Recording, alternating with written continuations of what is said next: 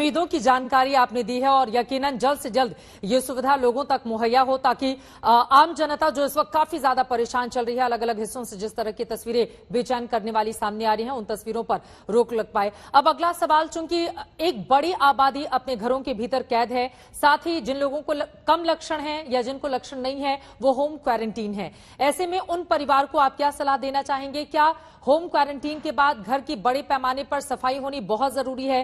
कितने बार किया जाए? घर पे वो कौन कौन सी बातें हैं जिसका ध्यान रखना बहुत जरूरी है? डॉक्टर त्रेहन, इसका मतलब ये है कि आप सैनिटाइजेशन करेंगे। जैसे कोई होम क्वारंटीन में एक हम एडवाइस देते हैं कि एक ही कमरे में वो जिसको हुआ है संक्रमण वो उसी कमरे में रहे, उसके साथ बाथरूम अटैच होना चाहिए कि उनको बाहर जाके सारी फैमिली के साथ बाथरूम शेयर नहीं करना है। उनके खाने के लिए जो खाना दिया जाता है, अगर जो आप डिस्पोजेबल यूटेंसिल्स यूज कर सकते हो, जैसे प्लेटें मिलती हैं, प्लास्टिक के कप भी मिलते हैं, अगर जो वो करें और उसको गार्बेज बैग में बंद करके डिस्पोज कर दिया जाए तो वो सबसे अच्छा है। तो इसीलिए ये जरूरी है कि उनके बर्तन जो है जिसको संक्रमण है वो सारी फैमिली से अलग रखे जाएं, कोई उनका कम्युनिकेशन ना हो, और जो उनको उनका केयर टेकर है वो हर वक्त अपना 95 N95 मास्क लगा के ही उनके दरवाजे पे जाए, और वो पेशेंट जिसको लग गया है उसको भी N95 मास्क सर हर वक्त रखना चाहिए कि कोई उनके पास ना आए, और डिस्टेंस से भी आए तो दोनों मास्क पहन के रखें। इससे बेस्ट प्रिकॉशन हो सकता है, प्रिवेंशन हो सकता है। अब क्वारंटीन से बाहर आने के बाद एक परिवार को क्या करना होगा? और कई ऐसे मामले डॉक्टर नरेश त्रेहन हमने ऐसे भी देखे हैं जिसमें पूरे की पूरी फैमिली कोरोना पॉजिटिव है, हालांकि किसी को कम लक्षण है, किसी को बिल्कुल भी लक्षण नहीं थे, और उसमें कुछ ऐसे भी हैं जो बहुत छोटे बच्चे, 3 महीने का बेबी है, 3 साल के बच्चे हैं, वो भी कोरोना पॉजिटिव हैं, और उनके लिए तो वैक्सीनेशन की भी अभी कोई उपलब्धता नहीं है। तो ऐसे परिवार को आप क्या बोलना चाहेंगे? यही कि आप एक सारा टाइम इस दिमाग में रखें कि संक्रमण बहुत फैल रहा है, किसी को भी हो सकता है। आपकी फैमिली में जिन लोगों को विश्वास है कि मैं कहीं गया नहीं, पर जो जैसे लोग कोई न कोई आया, कोई डिलीवरी करने आया या कुछ सफाई करने आया या कुछ ऐसा हुआ, उनसे भी संक्रमण लोगों को लग रहा है। और अगर जो मैंने बताया कि जो मोस्ट इन्फेक्टेड पीरियड तब होता है जब किसी को खांसी, जुकाम, खराश, गले में खराश, फीवर, ये सब चीजों के सिम्टम कभी भी आए तो इमीडिएटली उनको आइसोलेट कर देना चाहिए। जैसे मैंने कहा, एक कमरे में जिसके साथ बाथरूम है, और उनका खाना पीना अलग ही रहे। अगर जो ऐसा, जब तक ये प्रूफ नहीं आता कि RT-PCR का टेस्ट हो गया है, वो नेगेटिव आया है, तभी सोचें कि शायद ये कॉमन फ्लू है। जब तक ऐसा हो तब तक यही सोचें कि ये कोरोना वायरस है। बिल्कुल। तो एक तो ये आपने दूसरा बात पहले पूछा था कि कैसे सैनिटाइज करना है, तो उनका कमरे को पूरी तरह से वो हाइपोक्लोराइड से एक्चुअली स्प्रे करके सारी सरफेसेस को साफ करके, वो खिड़कियां खोल के, पंखा चला के उनको सारी एयर को सर्कुलेट करें, और जितनी हर सरफेस को सफाई करें, वो बेस्ट सैनिटाइजेशन है। ये बहुत अहम बातें आपकी ओर से बताई जा रही हैं, और देश के सबसे बड़े डॉक्टर्स में से एक डॉक्टर नरेश त्रेहन जब आम लोगों को उन्हीं की भाषा में बिल्कुल जानकारी दे तो यकीनन लोगों को उसका सीधा फायदा मिलेगा। और डॉक्टर साहब ने जो भी बातें बताई हैं, एक एक बात आप बिल्कुल गौर से सुने, नोट करें और घर में पूरी तरह से उसका पालन करें। अब मेरा अगला सवाल डॉक्टर नरेश त्रेहन आपसे ये है, एक बहुत बड़ी आबादी है जिसने कोरोना को मात दी है, कोरोना से ठीक हो चुके हैं, ऐसे लोगों की किस तरह से मॉनिटरिंग होनी चाहिए? वो खुद का कैसे ध्यान रखें?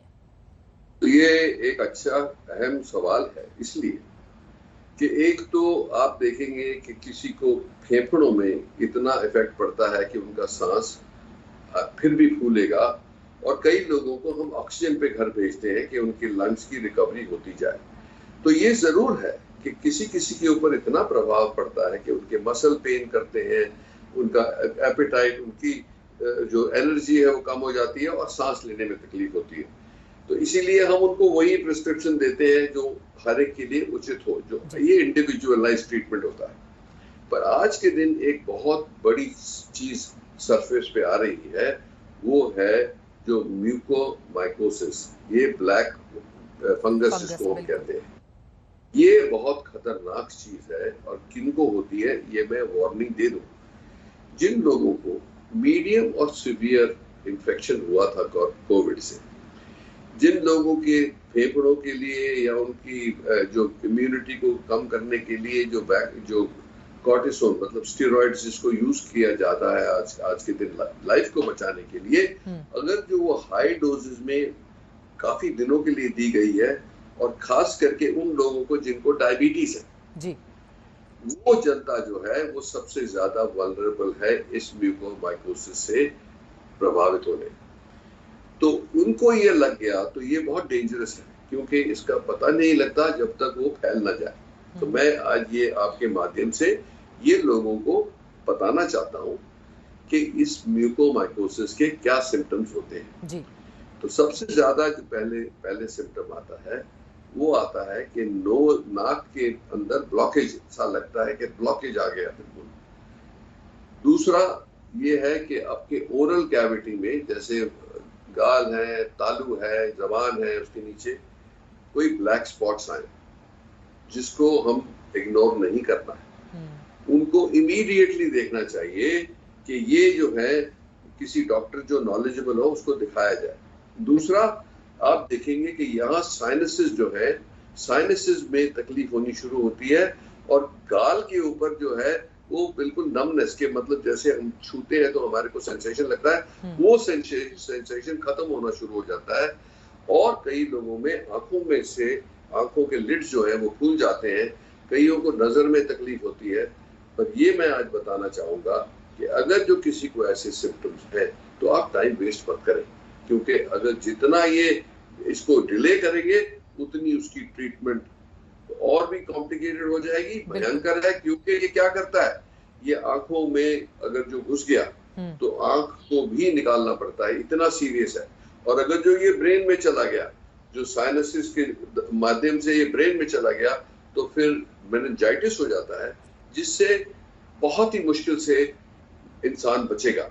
तो इसीलिए इसकी ट्रीटमेंट है, ट्रीटमेंट एंटी फंगल है, स्टैंडर्डाइज्ड है। इसका सबसे बड़ा काम ये है कि जहां भी मिले उस एरिया को सफाई करनी है। साइनसेस में मिले तो साइनसेस की सफाई करनी है। कोई अगर जो पैच है तो उसको निकाल दिया जाता है और उसको एग्जामिन किया जाता है पैथोलॉजी में, क्योंकि इसकी कंफर्म डायग्नोसिस उसी से होती है।